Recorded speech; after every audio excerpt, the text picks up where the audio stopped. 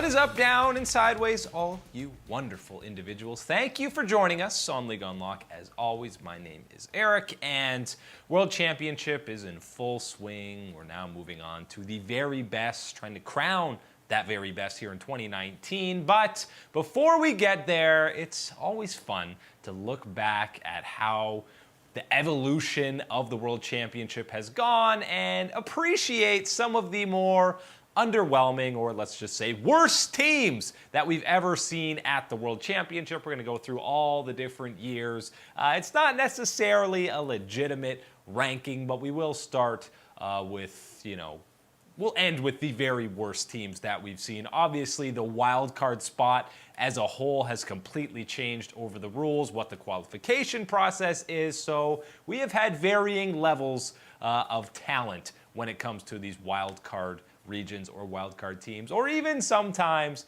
major region teams disappointing. Yes, we're looking at you, LMS and North America. If we start in 2019, the most recent championship, even though we had 3 0-6 teams, which is the first time that has ever happened in the group stage, I don't think you can put any of those 3 teams as one of the worst teams that we've ever seen at Worlds. Clutch, Hong Kong Attitude, and and AHQ all put up decent fights in some of their games, and there were games that you could pick for every single one of them that they could have won. Even Hong Kong Attitude in that Group A, they played some close ones against pretty much everyone in the Group AHQ should have beat Team Liquid, and Clutch probably should have beat Fnatic twice, and were somewhat in a game against RNG. So even though they all went 0-6, they do not make this list for worst performances that we've seen at Worlds, or worst teams that we've seen at Worlds, and that's probably because the scene has just developed so much. But if you go back to 2018, we had a couple of 0-6 teams, and they very much, I think, make the list for worst performers or worst teams, and that is the LMS squads. Outside of Flash Wolves, we know that it's underwhelming internationally for them, and Mad Team and G-Rex absolutely showcased that in full swing for the group stage at Worlds. I mean, G-Rex came through the play-ins in somewhat dominant fashion, and maybe you thought they would be decent, but in 2018, when they hit the top 16, it was not the case for either of them, as they combined to go 0-12. And again, if it wasn't for Flash Wolves getting close to getting out of groups, then it was an absolute disaster for the LMS. Mad and G-Rex were obviously in different groups when it came into this one, but it was, they had some solid teams in their groups, and it just wasn't exactly what they were hoping for. I mean, people weren't expecting these guys to get out of their group necessarily, because, I mean, that's really not at all what they should have hoped for, and they struggled mightily. 0-6 combined for them. The goal differences were not at all what you would have anticipated, or maybe they were what you would have anticipated, honestly, but they were bottom pretty much across the board in all of their stats. And to be fair, they had some pretty solid teams in their groups. Mad did have to go against KT Rolster, who were some of the favorites for the entire event, but I mean, we just talked about some of these LMS squads and Clutch very much being in a lot of the games that they played in 2019. Season 8 Worlds, most of these games were over very quickly. Team Liquid, even an 0-2 team coming in, completely destroyed Mad. They did have one good game against EDG that they were in for the majority of it. It went north of 40 minutes, but for the most part, I mean, they were not in any of these games. And 11 of the 12 worst KDAs for the entire tournament for players, yeah, they were part of G-Rex or Mad Team. And you remember the absolute dumpster fire that 100 Thieves was in 2018 when they wouldn't play Cody Sun. They looked dreadful against Fnatic and IG, while they still managed to pick up 2 wins against G-Rex, who again looked dominant in the play-in stage, but when they were up against better teams, they really did not put up much of a resistance or force against any of the teams. But remember, Fnatic and IG did actually meet in the World Finals, so maybe it was the group of death, and who knows, G-Rex and maybe even 100 Thieves would have put a better fight against other teams. No, probably not. Probably not at all. They probably would have gone 0-6 in any of the groups at 2018. And that was really the full beginning of the LMS and people believing, why does this region possibly have 3 seeds coming into these international events? It just seems like a bit of a waste when now the second and third teams in back-to-back years have gone 0-12 combined. That is 0-24.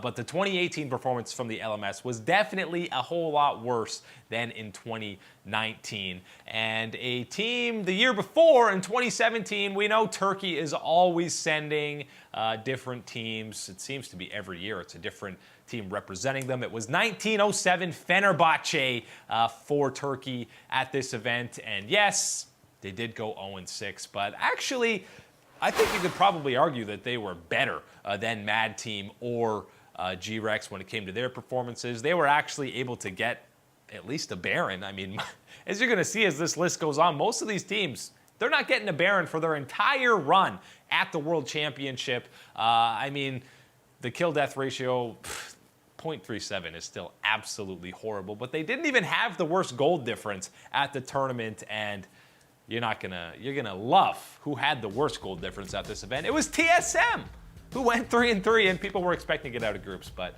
they actually were the worst early game team at the tournament. But Fenerbahce, listen, they had some close games against what was actually a real group of death with RNG, Samsung, and G2. They were close in games against all 3 of them that actually went pretty far and late into these games, but they eventually were not able to come up with it. I mean, this G2 game where Perks picked the Yasuo because he wanted to, look how close they were. They're beating on the Nexus. They only got it to about 70% health, but I mean, they had a big lead in that game. It was around 8,000 to 9,000 that they were leading at one point. They actually had the second longest game time, and again, the theme here, most of these teams were getting bopped in sub 30-minute games, the majority of them. Now, part of that has to do with the Ardent Sensor meta that was going on around the 2017 Worlds, which, you know, everybody loved that because every game was just stall out for 3 items for your AD carry to pop off. But even against Samsung, they were pretty close to making this group absolutely insane. They were even leading up until this final team fight where Ruler, again, it's a Tristana with Ardent Sensor and Lulu shields doing absolutely insane amounts of damage and with disgusting shields, but they were one team fight away from taking down who would eventually be the world champions. So Fenerbahce, even though we're talking about them afterwards, I think they actually put up a better performance, and they're probably the best team that we're going to talk about today. They're the best worst team that we have on this list, and it was not even the Turkish team that people were expecting to represent the region at 2017. Coming up after the break, the development of the wildcard teams at Worlds, and early on, it was a very dark time for any fans of these respective regions. Hello, all you beautiful people. Welcome back to League Unlock, where we are looking at the worst teams that we've ever seen take part in a world championship. And I mean, wildcard regions over the years, they have grown quite a bit. And now in, season 8 onwards, really, there was competitive matches, and they were actually integral parts of the event because upsets are very much a possibility. But in the earlier days, there was really no potential for upsets, and you were not really having any faith aside from a team like Kaboom, who, by the way, is not on this list at all because of that very win that they got against Alliance, which completely threw up and shook that entire group. So they're not on the list. Congrats to Brazil and to Kaboom. But some of the teams the year after, where you had the wildcard regions, this is when you saw true groups of life because you had teams like the Bangkok Titans, which, I mean, consensus was they were going to be the weakest team overall at the event. It was hard to argue against that in 2015, and, well,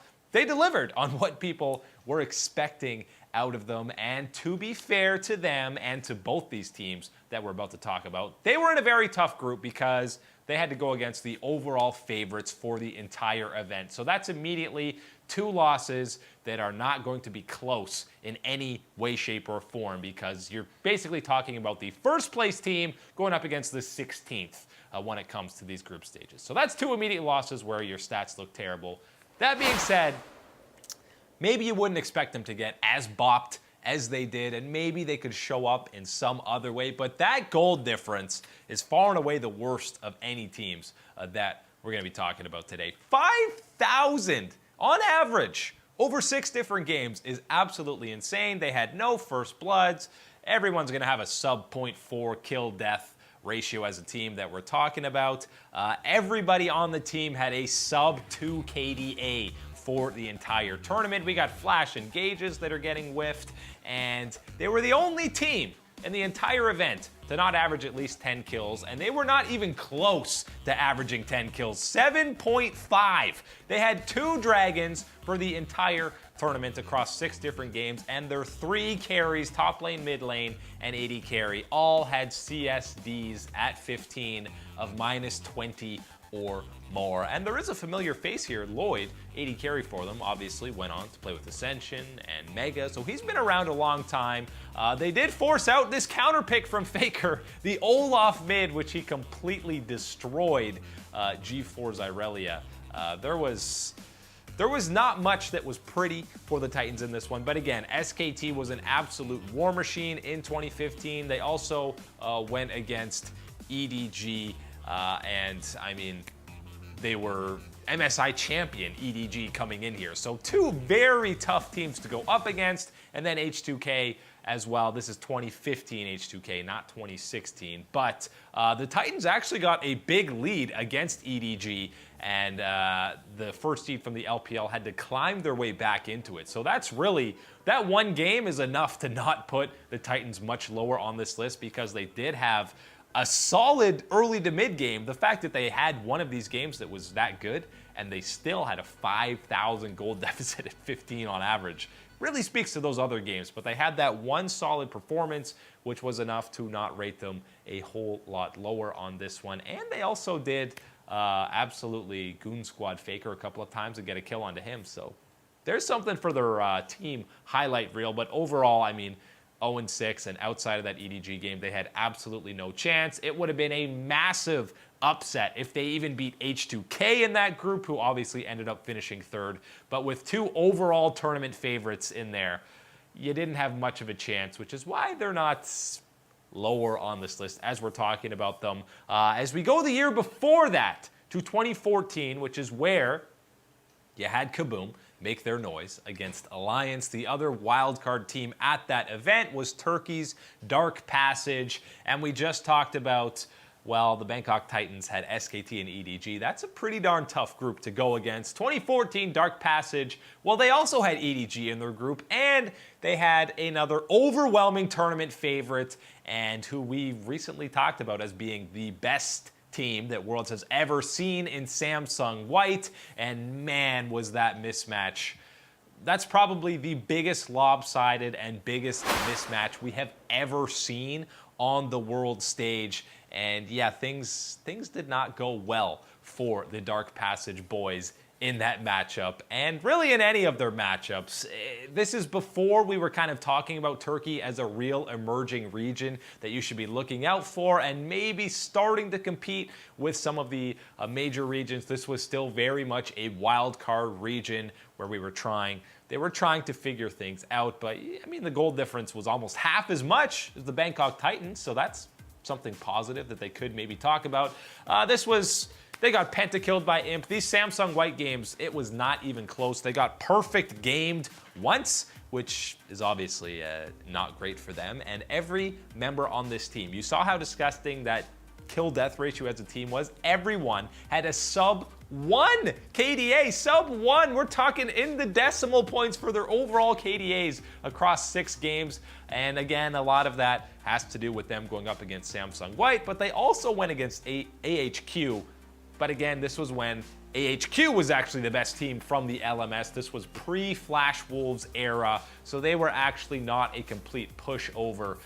Dark Passage, I mean, a lot of these players, Holy Phoenix had a long tenured career after this in Turkey and was still actually a really solid AD carry. He was the featured guy for them at this tournament, but I mean, he was absolutely no match. He can't do much when you're going up against Samsung White and even EDG, who was not as good as they were in 2015, but they were still a solid squad from the LPL, and Dark Passage was 1 kill away from getting perfect gamed both times from Samsung White, which is why I'm talking about as that being the most mismatched team showdown that we've ever seen at Worlds. They had 3 Dragons, 0 Barons across all 6 games for them. A very forgettable performance from Dark Passage, and it really makes you wonder how you could get such easy groups back in 2014, because wildcard teams were just not nearly as good as they are as we saw develop in 2018 and beyond. It was still very much the early days of these minor regions back then.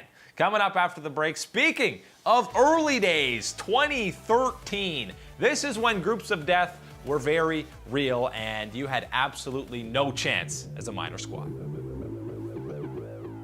We have returned to League Unlock, and we continue looking at the worst teams that we've ever seen at the World Championship. And if you were not paying attention to the pro scene many, many moons ago, way back in 2013 or Season 3 of the World Championship, the format was very different.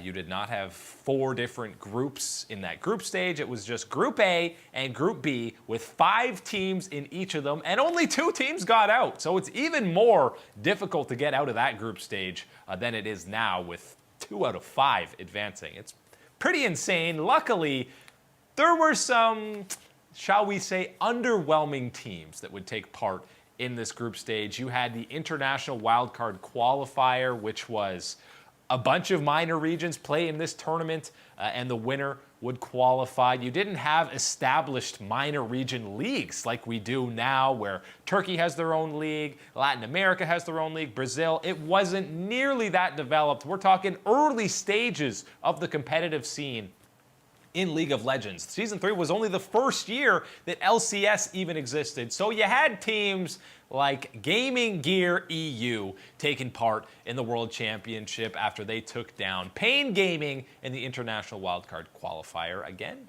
no Brazilian squad here in 2013, but this was a team that would have gone to the LCL or the CIS League over in Russia, but again, it was before that league really existed. So these guys found themselves at a World Championship in a group with people like SKT and OMG, who, by the way, both went 7-1 and completely annihilated this group. But they were clearly outmatched from the get-go, and the only reason we don't have them dead last as the worst team we've seen is because they did manage to pick up a win, which we will get to in a moment. But yep, sub 30-minute games as you're expecting, sub 0.4 KDA. Everybody on the team had a sub 1.5 KDA, and I mean the kills per game not even averaging 8 per.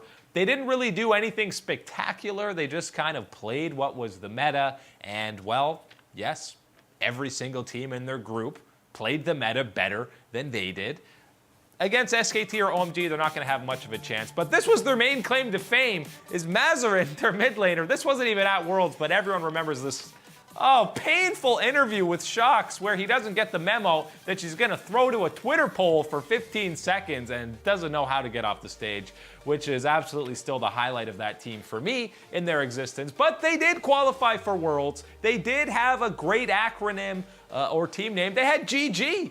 That's amazing. We need more teams where their 3-letter thing is GG, because that's incredible. But they got even destroyed by TSM in their first matchup. Stay tuned. SKT was absolutely playing with their food when they matched up against them. It was painful to watch. And remember, this is the season where you could surrender in these games. You could slash FF at 20 minutes if things were getting absolutely disgusting, which they did in a lot of these matchups. But I talked about the one win that they did get. It came against Team Solo Mid. You can always count on good old North America to give away a free win. But to be fair to NA's greatest, they played Teemo bot and they were role swapping across the map. Reggie played Teemo to have fun. And Gaming Gear didn't get the memo. This was a meaningless game. It was the last game of the group stage. For both teams, they were well and long eliminated from advancing. But they They played serious. They played a normal meta comp and just completely destroyed TSM because, again, they role swapped across the board and had Reggie playing Teemo in the bottom lane. So even though they did get a win at the World Championship, was it really a win? I mean, I respect TSM for being able to cope with the brunt of fan backlash for them losing to what was clearly one of the worst teams at the tournament. But when you're picking Teemo and not really trying at all, it was just fun for the fans. And Gaming Gear, I'm not even counting that as a real win. And I'm disappointed that you didn't play more trolley comps in that one. But because they got the win, they are not the worst team that we've ever seen at Worlds. That belongs to the team in Group B, opposite Gaming Gear in Maneski, the squad from Southeast Asia. And this is a team that basically after this World Championship, every single player you never really heard from again on the professional scene. You didn't hear much of Maneski as a whole after this event. A 27-minute average game time is, that's pretty bad. I mean, that's something you would see out of Samsung White, maybe completely destroying people. But when you're losing all the games, it's not quite as impressive. 0-8 overall. Again, we're talking sub 0.4 KDA. They averaged a single turret across 8 games. Not 6 games, 8 games. But again, I think Group B, the group stages were absolutely stacked at 2013. Group B, you had Vulcan, who was actually a decent NA team, believe it or not. You had Fnatic, you had Samsung Ozone, and you had Gambit. It was a very stacked pool of talent.